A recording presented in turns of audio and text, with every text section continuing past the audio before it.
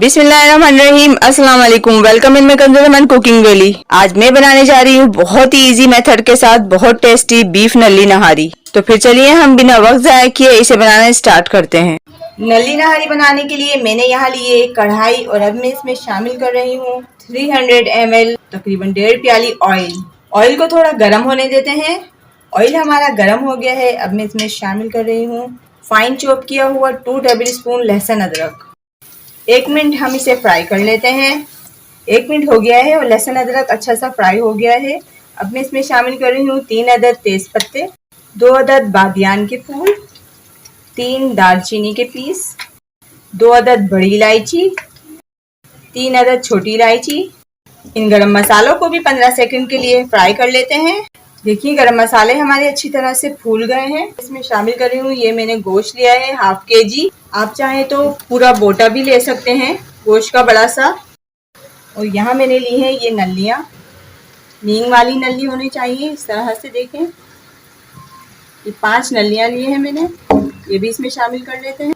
अब हम इन्हें इतनी देर पकाएंगे कि इनका कलर चेंज हो जाए। देखिए 3 मिनट हो गए हैं और ये अच्छी तरह से लहसुन अदरक के साथ फ्राई हो गए हैं और इनका कलर भी चेंज हो गया है। अब मैं इसमें शामिल कर रही हूँ कुछ ड्राई मसाले, पिसी लाल मिर्च 1 टेबल स्पून, सौंठ पाउडर ये बाज़ार में आसानी से मिल जाता है 1.5 टेबल स्पून, सौंफ पाउडर 1.5 टेबल स्पून, नमक 1 टेबल स्पून। अब हम 15 से 20 सेकंड इन ड्राई मसालों को बोटियों और नलियों के साथ अच्छे से फ्राई कर लेते हैं ताकि इनका कच्चापन ख़त्म हो जाए। 15 सेकंड हो गए हैं। अब मैं इसमें शामिल कर रही हूँ पानी। पानी मैंने यहाँ लिया है 12 गिलास।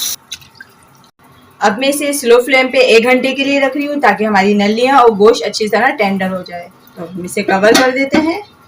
इतने हमारा गोश्त टेंडर हो रहा है जब तक हम नल्ली नहारी का गरम मसाला पीस लेते हैं। गरम मसाले में मैंने लिया है बड़ी इलायची 2 अदद, लौंग 10 अदद, छोटी इलायची 4 अदद, काली मिर्च 1 टीस्पून, जवतरी का 1 फूल, जीरा 1 टेबल स्पून, बादियान 2 अदद, दालचीनी के 3 टुकड़े, पीपली 2 अदद।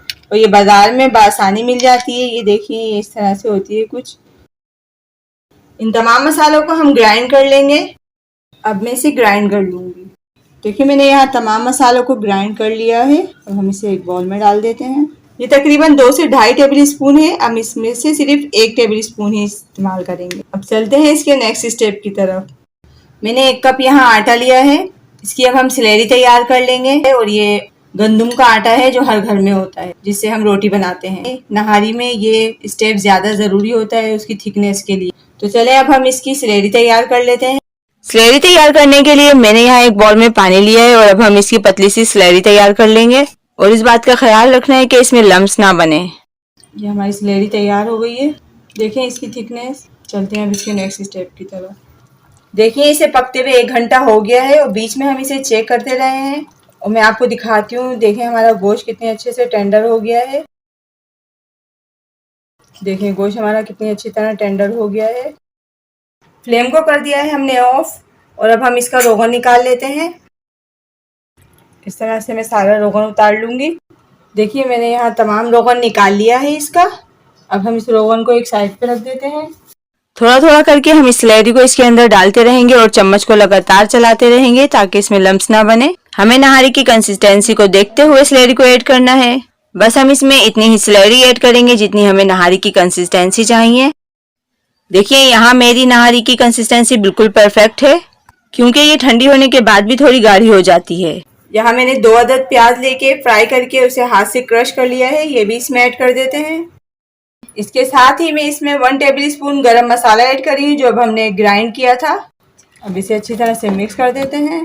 मैंने प्याज और गरम मसाले को अच्छी तरह मिक्स कर लिया है। जो हमने रोगन उतारा था उसमें से हाफ रोगन अब हम इसमें ऐड कर देते हैं। अब हम इसे कवर कर देते हैं बिल्कुल लो फ्लेम पे। 5 मिनट के बाद हम इसे डिश आउट कर लेंगे। दम वाले फ्लेम पे पकते हुए इसे 5 मिनट हो गए हैं। देखिए यहाँ कितनी जबरदस्त खुशबू के साथ नल्ली नहारी रेडी है। फ्लेम को कर देते हैं ऑफ और अब हम इसे डिश आउट करने चलते हैं।